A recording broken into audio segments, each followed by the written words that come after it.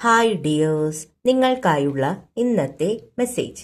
നിങ്ങളുടെ മനസ്സിലുള്ള ആ ഒരു ചോദ്യത്തിനുള്ള ഉത്തരം അതാണ് ഇന്ന് നമ്മൾ നോക്കാൻ പോകുന്നത്.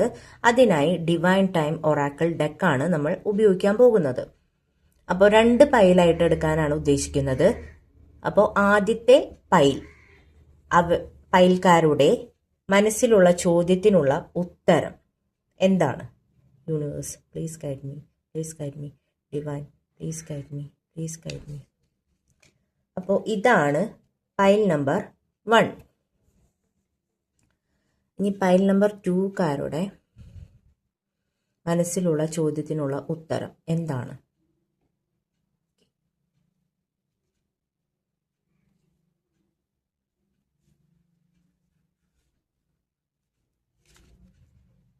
ഇതാണ് പൈൽ നമ്പർ 2. നിങ്ങളുടെ മനസ്സിലുള്ള ആ ഒരു ചോദ്യം ആവർത്തിച്ചുകൊണ്ട് ഇതിലേതെങ്കിലും ഒരു കാർഡ് സെലക്ട് ചെയ്യുക. സെലക്ട് ചെയ്തു എന്ന് വിചാരിക്കുന്നു. നമുക്ക്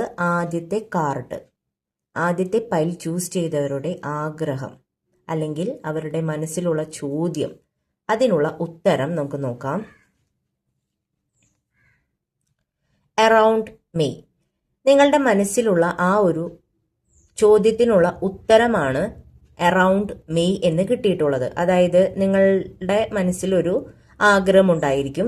അത് എപ്പോൾ നടക്കും എന്നൊരു ചോദ്യമാണ് നിങ്ങൾ ചോദിച്ചത് എന്നുണ്ടെങ്കിൽ നിങ്ങളുടെ ആഗ്രഹം മെയ്യോടനുബന്ധിച്ച് നടക്കാൻ സാധ്യതയുണ്ട്. മെയ്യോടടുത്ത് ആ ഒരു ആഗ്രഹം നടക്കും.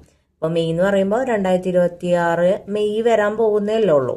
അപ്പോൾ മെയ്യോടുകൂടി നിങ്ങളുടെ ആ ഒരു ആഗ്രഹം സാധിക്കും.